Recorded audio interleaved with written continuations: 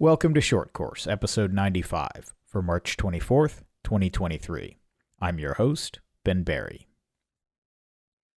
This week, I wanted to offer a general framework for analyzing issues, something that I think can be applied to all kinds of things in the sport, gear, rules, policy, everything, as well as anywhere else in your life. But we'll stick to the sport for the purposes of this discussion.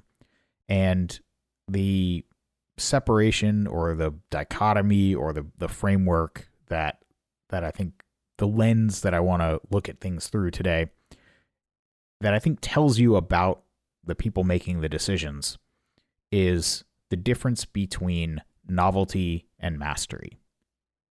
So novelty I'll define as basically changing stuff just to change it, just for something different. Whereas mastery, generally speaking, involves doing the same thing over and over again so that you can discern the small differences, learn what needs to change, and make only those strategic changes. So both involve changing things. Even in the process of mastery, you're still having little nuances. But in my experience, as you gain mastery, the changes become more and more subtle. So in your technique, the first week that you dry fire, you might make some huge gains, some huge realizations. And after 5 years, you're still going to be dry firing, but you're probably going to be making smaller and smaller discoveries, but that do unlock the next level for you.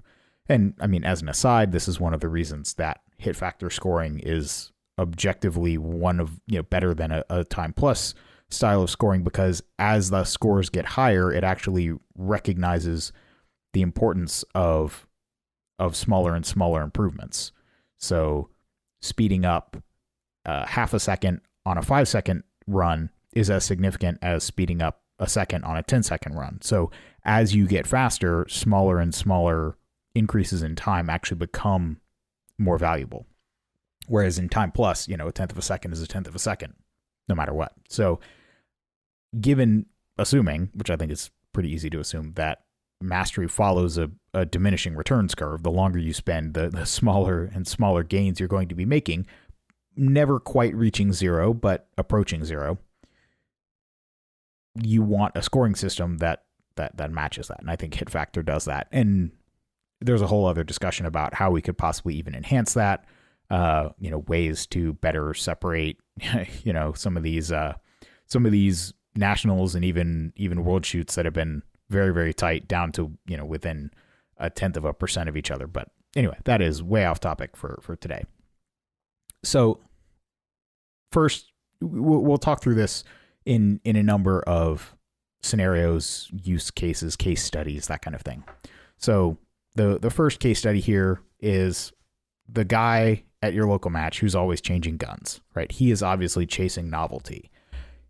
One of the hallmarks of novelty is you're swapping one thing for something else that's not obviously better. If you're making a jump from something that's obviously inferior to something obviously superior, that's not really chasing novelty, right? If some guy shows up and he's shooting his first match with a Glock 19, and after a few matches, he switches to a Glock 17 or a Glock 34, right? A full-size gun, a little bit more sight radius, a little bit longer slide, maybe a little more slide mass. That's not chasing novelty, because it's not like it's a new gun. It doesn't really shoot all that dramatically differently, but he is gaining some noticeable performance. Whereas if you have the guy who goes from a SIG to a Canic to a Glock to a Beretta to whatever, every 3-4 months you run into him, he's shooting some different gun, and he never really settles on any one of them long enough to really work out the kinks and get good. That guy, he's chasing novelty. And don't get me wrong, that does not hurt my feelings at all. If that's what people find fun, if there are people in the sport that enjoy hopping guns, hopping divisions, more power to them. I don't want this to sound like I'm hating on those people. I just think that someone with that mindset, applying that novelty-seeking mindset to the rules and the high-level decisions that need to be made for the health of the sport, applying a novelty mindset, a novelty seeking mindset at that level is not helpful. At the very least, we need a good balance between novelty and mastery at the top level. And as you'll hear from the rest of this episode, I think we've been pretty squarely in the novelty camp for quite a while. So, but to return to our first case study here, so in contrast to the guy that's always switching guns, never really gets the hang of one, he's always dealing with maybe it's magazine issues or, extractors or front sights falling off the gun or whatever, because he's always buying a new thing and he never gets a chance to debug it. Obviously, on the other hand of the spectrum, you have the guy that switches guns every few years or maybe every 5 or 10 years. We all know these guys. I mean, I've been shooting 10 folios since 2016. I don't really see a huge reason to switch to anything else. I could sell them all and buy Shadow 2s or buy Canic Rival S's or something else, but at this point, I know them. They're comfortable. I have the holsters and the mags and the mag pouches, and I know them. And so the time I would spend, the 6 months, a year, whatever it would be, to get to that same level of familiarity with any other gun would be time I would be spending not practicing, not improving. Not that I'm spending a ton of time practicing or improving right now, but what little time I do have, I would like to spend with boring old gear, just trying to get better with that gear. Changing to something new that's not demonstrably, manifestly better at this point would be a waste of time. It would be fun, no doubt about it. Like if I just wanted to stop, really chasing being competitive and dick around, then yeah, jump divisions, buy some other fun gun, and just be a tourist. Obviously, any social media influencer, whether it's like a YouTube gun reviewer guy who's always shooting a different gun for whatever they're reviewing, or someone writing USPSA magazine articles where they're always shooting a different gun. Obviously, this is novelty-seeking behavior. This is not mastery. This is not picking one thing and working on it. And that's the problem is, honestly, mastery is really boring. You might get books out of it, but you can rarely get an interesting magazine article. You can't write 6 magazine articles a year about, hey, here's the new nuance that I learned with my Tanfolio Stock 2s that I've been shooting for 6 years. Like, it doesn't really work that way. So if you're trying to generate content, then yeah, novelty definitely helps. Now, for our second case study here, where should a nationals be located? So obviously the mastery answer is you should have one spot and you should basically just hold it there every time. And you can get really, really good. You can figure out all the match flow hiccups. You can figure out everybody knows how to get there, where to stay. And you can really finely hone how you run a nationals to that one location. And I will say, I think this is something that USPSA has been doing pretty well. I mean, I think the CMP marksmanship range at Talladega has its drawbacks, mostly that you can't shoot before 9 a.m. and there aren't enough bays, although I think I saw a picture of new bay construction going on, so potentially they might have something like 20 bays in the next few months or a year or two, or who knows. I'm assuming it'll be 5 more bays, like the 3 groups of 5 that they have now, but we'll see.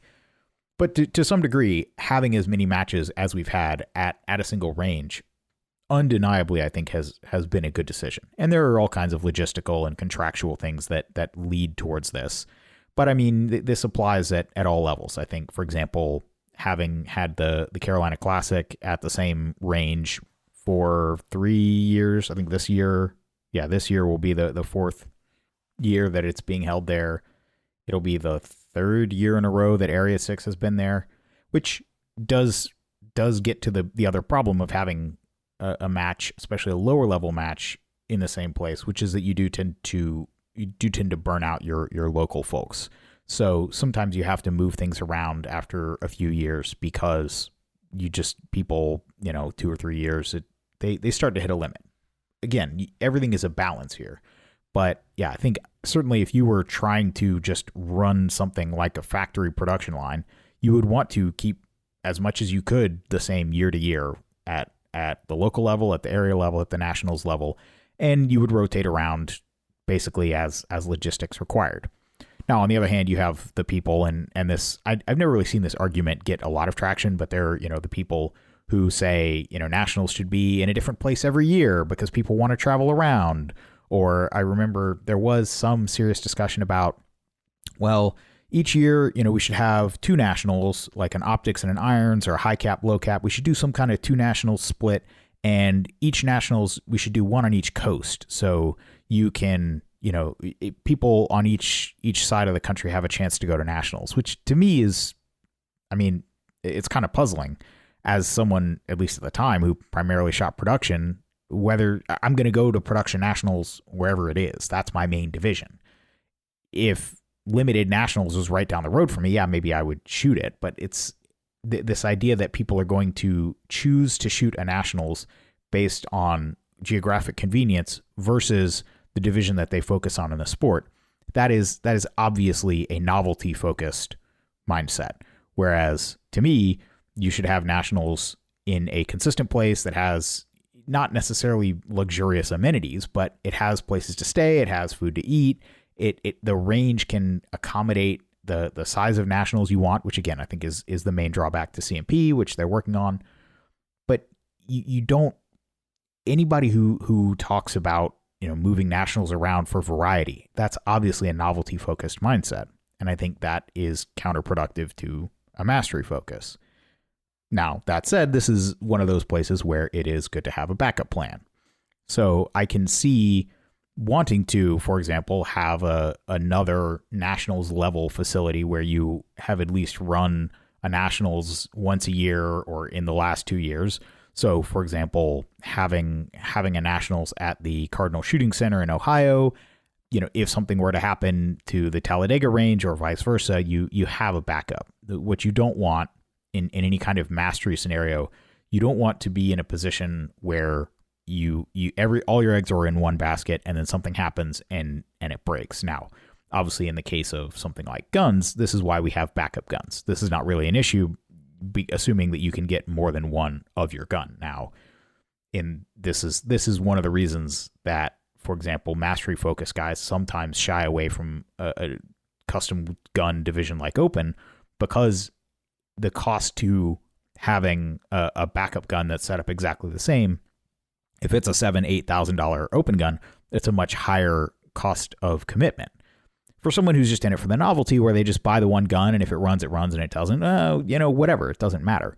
But this is part of the reason that you tend to, and I'm not saying there aren't guys that take open seriously, but you tend to see, at least you used to see, a real strong contingency of mastery-minded guys in a division like production, where you can have 3 or 4 guns all set up exactly the same for the cost of what a limited gun might cost. And so, I'm thinking here of, say, Glock 34s or something, a polymer frame gun that you can get for $600 or $700, where you're looking at $2,600, $2,800 for an entry-level limited gun. Again, these prices are kind of fast and loose, but you see where I'm getting at. There's a certain paradoxical effect where you would think someone chasing mastery would want the most finely tuned tool, but in fact, in some cases, having spares and having backups and being able to just set them up all the same and not being vulnerable to any one of them going down is actually the result of more of a mastery focused mindset. So in the case of nationals, I think it's totally reasonable to have the nationals spread out among a few venues, not necessarily for geographic reasons. I mean, it's Ohio and Alabama are both. If you were driving from somewhere like California, driving to Ohio and driving to Alabama would be roughly equivalent. So it's not like it's that much easier or harder for anyone on that basis, but it's good to have backups. And then you look at something like limited optics, where this is a division that recognizes guns that are already legal in the sport. You could already shoot any limited optics gun in open if you wanted to. So this division will not make it so that people who literally could not compete before can participate. This just creates a new carve out where they and other people with similar guns that are not that meaningfully different from existing carry optics guns can compete against each other. And so you have to ask yourself, who is the type of person who, looking at the existing set of rules, would not just say, well, I might like to shoot my 2011, but I'm not going to do it. I refuse to either get a steel frame striker gun like a Walther Q5, a rival steel frame, an M&P steel frame. I refuse to get any of those striker guns. I refuse to get a double single gun. I must have a 2011 with a slide right. That is a novelty focused mindset. That is somebody who just either wants a new toy or has the new toy, and it's something that they haven't shot before or all their buddies don't have, right? It's the mastery focused mindset says, what's my goal? I want to compete in a division that meets these things. What do I have to do to actually fit in there? What are the rules? What do I have to do? Let me make sure I comply with them just so I'm on an equal footing with everybody else. And then it's about practice. It's about going out and shooting. It's not about buying stuff or spending time tinkering or gunsmithing. It's about actually doing the shooting part of the shooting sport, not the tinkering part and gunsmithing and all that. And so you look at something like limited optics, where basically it is smack between two divisions that already exist. You already have carry optics and you already have open. If you absolutely want to shoot your slide ride 2011, it's legal in the sport already. But then you look at something like, say, production, right? How is production different from limited optics? Well, at the time production was introduced, there were only two divisions, limited and open. And production didn't split the difference between the two of them. It was way on the other side of limited from open. It expanded the window of viable competition. Limited optics doesn't. The window already included all of these guns if you chose to. It just makes a teeny tiny little carve out in the middle of existing stuff you could do. And so something like production is completely different. It's not just a new novel thing. At the time, there were people saying, either people trying to get into the sport or people who just maybe necessarily didn't want to keep chasing custom guns as they evolved every year. There was this demand for a simpler stock gun division, a place, yes, you could have taken your Beretta 92, your Glock 17, and shot limited minor. That is true. But there was no place for the person who wanted to shoot a relatively stock gun in 9mm and be competitive. Whereas if somebody today wants to shoot a slide right optic 9mm gun and be relatively competitive, they can't do it with an Infinity, but they can do it with a CZ Shadow 2. They can do it with an M&P. They can do it with 100 different guns that are all already viable in carry optics. So the point is, production, adding divisions in that way that actually recognize new areas of competition is fundamentally more of a mastery-focused exercise. And I think we saw that. Up until production went off a cliff in 2017, 2018, it was one of the premier divisions. It was the stock car division. It was the place where if you didn't want to tinker, you didn't want to mess around with guns and chase springs and followers and have to clean your mags every stage, you just bought a production gun. You got 5 or 6 mags because it's a 10-round division and you have to do that. But whatever, we didn't care. We played the game. It was everybody else was doing it and you just sucked it up because you knew it was fair. Everybody else was shooting under the same restrictions. And it didn't really make any sense after the assault weapons ban sunsetted, but it was arbitrary, but it was fair. It was equal. And so we just did it. Now, obviously, carry optics came along. 140mm magazines kind of sucked all the air out of that because, hey, more bullets equals more fun. And we are where we are. But I still think that there is hunger. I still think if we had a viable stock gun division, something equivalent to IPSC production and production optics, there would be demand for that, just like there is in every country except the US, where production is one of the biggest, if not the biggest division. But anyway, we've already talked about that. So the last case study here of novelty versus mastery is the classifier system. So the mastery approach to the classifier system, which is what I've been advocating, would be having fewer classifiers than we have now, but having each of them be very well refined, having it be so that you really trust that when you shoot a classifier, the high hit factor is reasonable and doable. It wasn't set 20 years ago by a bunch of guys swinging for the fences. None of this, oh, it's a 99 series, so it's all shot up.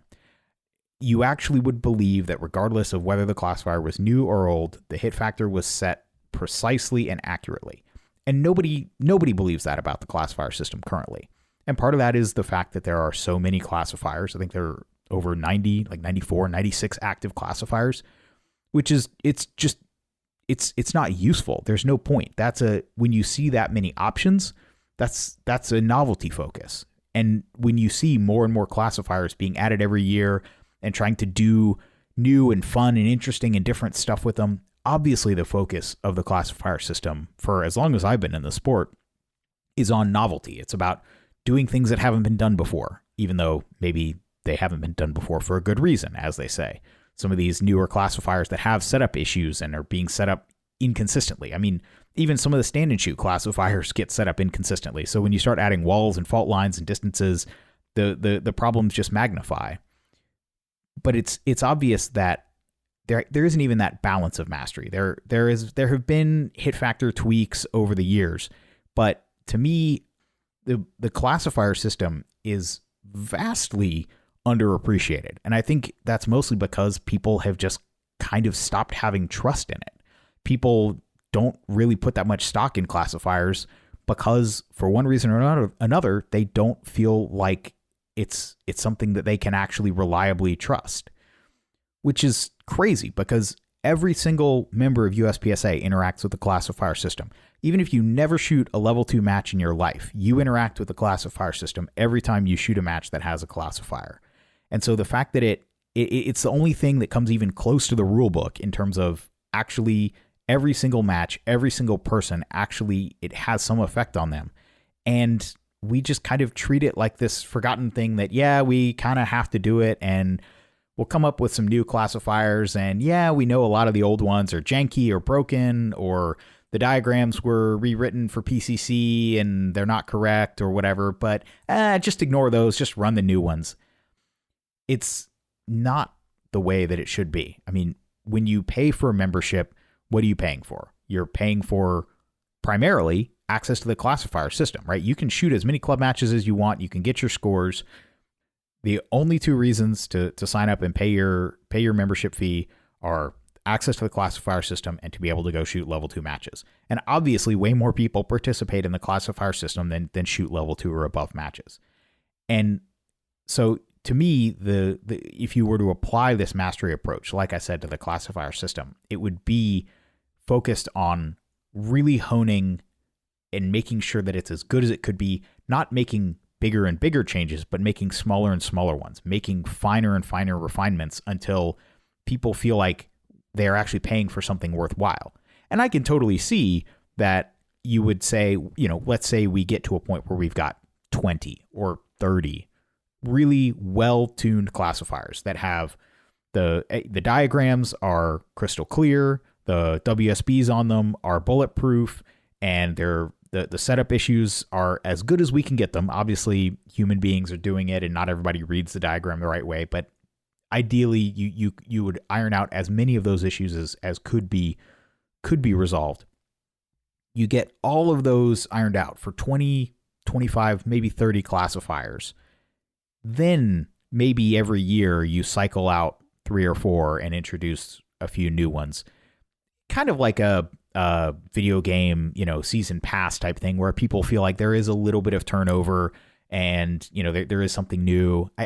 Part of me is certainly nostalgic. I feel a sense of kind of history and connection shooting some of these old 99 series classifiers. There's a part of me that thinks that's kind of cool, but I get it. Not everybody is into old stuff, and you want to balance that novelty and mastery mindset. And so I can totally see that you would want to go through a process. And I do think that the process that we've been following the last few years, where the classifiers are released provisionally and they gather a bunch of data and then they use that data to set the actual hit factors, I think that is a better approach versus doing something like running it at nationals and then just taking, whatever the winning score at nationals was and setting that as the high hit factor. I think there are probably ways to use nationals data to better inform what a high hit factor should be, but I don't think the way that it was done in the past was the right way. But again, it just blows my mind that we all just are used to the classifier system kind of being crap. And even me, I mean, it's only in the last few months that I've really started to scratch my head and look at it and say, why do we put up with this? I mean, to me, you should feel like the classifier system is a little miniature postal match that you shoot every match you go to. And I mean, there are things you could do to enhance that. I mean, certainly it would be interesting if USPSA had some kind of program where the classifier of the month or the classifier of the week, right? Maybe every week, you have 52 weeks on the calendar, and each week you encourage all the matches running that week to run this one classifier. And then you have some kind of leaderboard and you say, hey, the person who shot the top score this week in this division was this guy at this range. And it's, it could be a social media post or something, but it's just a way to get people engaged and involved. And it could be El Pres. It could be an old classifier, but you could take this approach and just get everybody excited about it. And I think there's so much that could be done with the classifier system, but instead what we see is what we see, where it's just adding new stuff, adding a lot of new ones with, tricky setups that are very sensitive to, hey, are your walls 8 feet or are they 8 feet and 3 inches because you build them with the 2x2s on the outside instead of cutting the 8 foot, I mean, it's all of these little nuances that start to really matter when you have these setup specific newer classifiers. I get it. Like shooting fun stages that are technical is interesting. Shooting 24 round classifiers, I don't think is particularly interesting. And there again, there tends to be a correlation between high round counts and novelty seeking as well. I don't exactly understand why. I think you tend to see the people that really value mastery can look at a 12 round short course and say, hey, like this is a tough test of skill. Even if I don't have to shoot my 140 millimeter 9mm mag empty and do a reload, I can actually have a test of shooting without having to shoot to slide lock or do a reload. Like, wow, okay. Like there's something there. And so, yeah, I mean, anytime you see high round count stuff, whether it's classifiers or stages, it tends to be, you can smell the novelty seeking tends to be adjacent to it. Again, I don't know exactly why, but the two seem to go hand in hand. So those are just a couple of examples, but this is sort of a filter that I've started seeing the world through, and that I feel like I see more and more when I'm looking at a decision about, when someone talks about moving a match around year to year and having it in a different place every year, or, some new gun or new division or anything, anytime you see something new and you scratch your head and you say, well, is it actually better or is it just different? You can start evaluating whether something is sort of being guided by this quest for novelty or this quest for mastery. And I think at the very least, we need some folks on the board, some folks in the room making decisions at the highest level of the sport who are focused on mastery.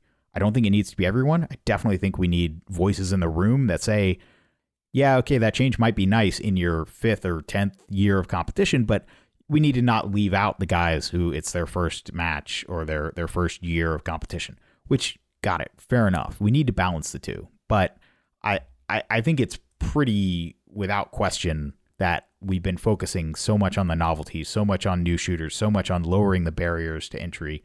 And I think we need to have a balance of the two, and we need to orient some of the systems in the sport, like the divisions, like the classifier system, like nationals, more towards a mastery focus and less on a novelty focus. Well, that wraps up this episode of Short Course. My email is ben@berryshooting.com. Talk to you next time.